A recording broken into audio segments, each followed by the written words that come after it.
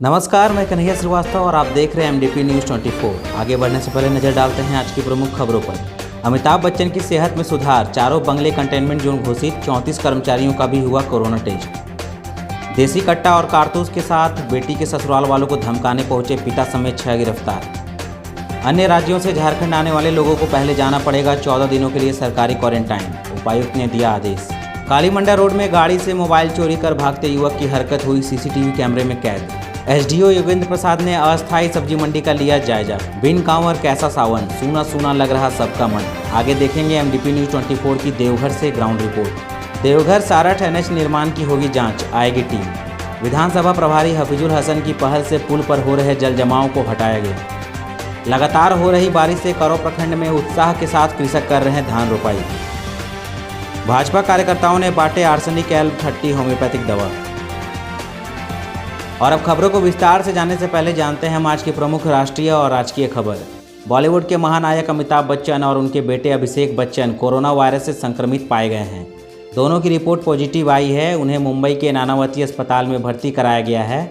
वहीं जया बच्चन, ऐश्वर्या राय और आराध्या का टेस्ट कराया गया, जिसमें उनकी रिपोर्ट नेगेटिव आई है।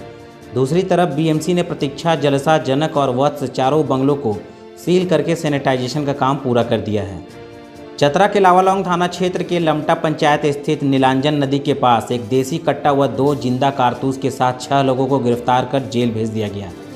रविवार को थाना प्रभारी परमानंद कुमार मेहरा ने बताया कि गिरफ्तार लोगों में से एक ने बताया कि उसकी बेटी के ससुराल वाले उसे काफ़ी प्रताड़ित करते हैं। इसी बात को लेकर वह लोग बेटी के ससुराल वालों को डराने धमकाने के लिए गए थे। देवघर जिला प्रशासन ने जिला में कोरोना संक्रमण के बढ़ते मामलों की वजह से सख्त कदम उठाना शुरू कर दिया है।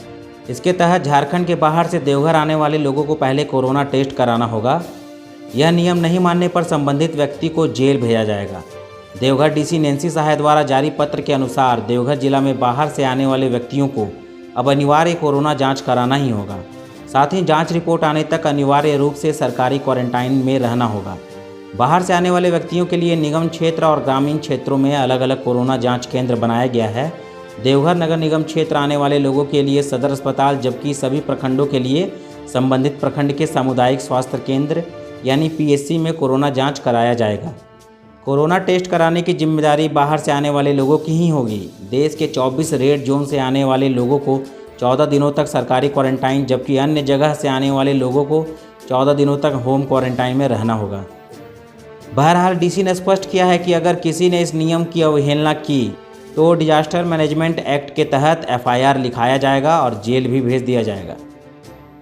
इन दिनों शहर में मोबाइल चोरी की वारदात बढ़ती जा रही है। आज शहर के कालीमंडा रोड स्थित डॉक्टर देवानंद क्लिनिक गेट के सामने खड़ी गाड़ी से कुछ सेकंड के अंदर ही मोबाइल की चोरी अज्ञात चोर द्वारा कर ली गई है। कोलकाता के संजय अग्रवाल ने अपनी गाड़ी जैसे ही गेट के सामने खड़ी करके गेट बंद करने गए, तब तक में ही गाड़ी में रखा मोबाइल, जो कि करीब 70,000 की एप्पल की आईफोन है, उसे कार से निकालकर चोर फरार हो गया। बताया जाता है कि संजय अपने रिश्तेदार रवि अग्रवाल के घर आए थे, जो अपनी गाड़ी डॉक्टर देवानंद नर्सिंग होम के कैंपस में रखते थे। चोरी की यह पूरी घटना सीसीटीवी कैमरे में कैद हो गई है। इस बाबत मधुपुर थाने में एक लिखित आवेदन भी दे दिया गया है।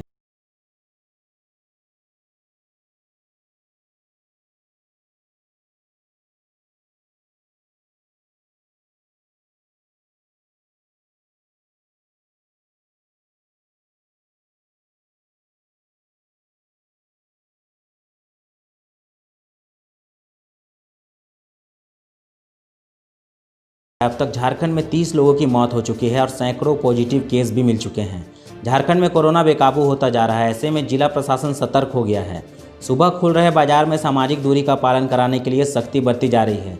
रविवार को सुबह एसडीओ योगेंद्र प्रसाद ने रेलवे फुटबॉल मैदान का निरीक्षण किया, जहां मूसलाधार बारिश के बीच सब्जी बेच रहे विक्रेताओं की समस्याओं को सुना और साथ ही उन्होंने आश्वासन दिया है कि कल ही इस फुटबॉल मैदान में मोरम डस्ट गिराकर मैदान के बरसाती गड्ढों को भरते हुए ठीक करा दिया जाएगा।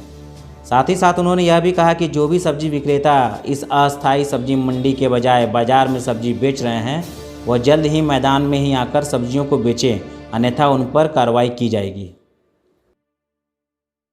सावन में भक्त भगवान भोलेनाथ का जलाभिषेक नहीं कर पा रहे हैं। कोरोना संक्रमण के कारण सरकारी प्रतिबंध व हाई कोर्ट के निर्देश के आलोक में बाबा भोले की नगरी देवघर के लिए निकलने वाली कांवड़ यात्रा बंद है। इसका प्रतिकूल असर बाजार पर दिख रहा। सावन यात्रा के लिए लाखों की संख्या में भक्त यात्रा से पहले तमाम जरूरी सामग्रियों की खरीद करते हैं। इस बार सब बंद है। व्यापारियों का कहना है कि बीमारी के कारण बाजार पर पड़े प्रतिकूल असर से सावन में उबरने की उम्मीद थी। मंदिरों में ताले लगने के कारण सावन का बाजार भी गुलजार नहीं हो सका। देखते हैं हम MDP News 24 की बाबा धाम देवघर और दर्दमारा से ग्राउंड रिपोर्ट। मैं मौजूद हूँ अभी बाबा मंदिर के पश्चिम द्वार पर और आप देख सकते हैं पीछे का नज़ारा। जिला प्रशासन के द्वारा पूरी सुरक्षा दी गई है। किसी के भी प्रवेश पर पूर्णतः प्रतिबंध, बैरियर लगाकर, बैरिकेडिंग लगाकर यहाँ अवरुद्ध कर दिया गया है मार्ग को। मंदिर पूरी तरह से बंद है और मैं चलूँगा थोड़ी देर पर, आपको पूर्वी द्वार पर भी लेकर चलूँगा। सुरक्षा के कड़े इंतजाम। जैसा कि आपको ज्ञात है, इस वर्ष सावन मेला नहीं हो रहा है।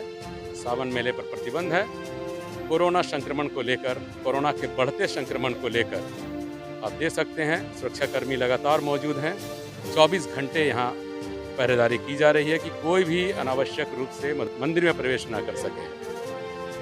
और मैं अभी मौजूद हूँ जो मंदिर का VIP द्वार है, जिससे VIP का प्रवेश होता है। आप देख सकते हैं यहाँ भी सुरक्षा के पूरे इंतज़ाम, लगातार सुरक्षाकर्मी लगे हुए हैं।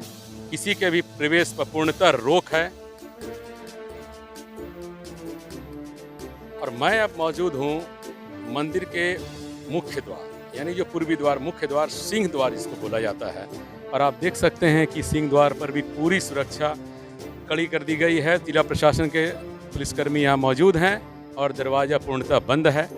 सिर्फ सुबह में जो प्रतिदिन पूजा पाठ होता है कांचा जल के द्वारा, सिर्फ वही पूजा पाठ हो रहा है। और सावन में ऐसा नज़ारा शायद लगता है कभी किसी ने सोचा नहीं होगा, सपने में भी नहीं सोचा होगा कि सावन में इस तरह का नज़ारा बाबा धाम में देखने को मिलेगा। ना जहाँ कांवरियों की भीड़ होगी, ना दुकान इस तरह बंद मिलेंगे, कभी किसी ने सोचा नहीं। बाबा एक सहारा है। अब की ऐसा भी नज़ारा होगा कभी? नहीं सर, ऐसा तो सोचे नहीं था हम। अगर क्या कीजिएगा, बाबा की महिमा है, बाबा ही जानते हैं।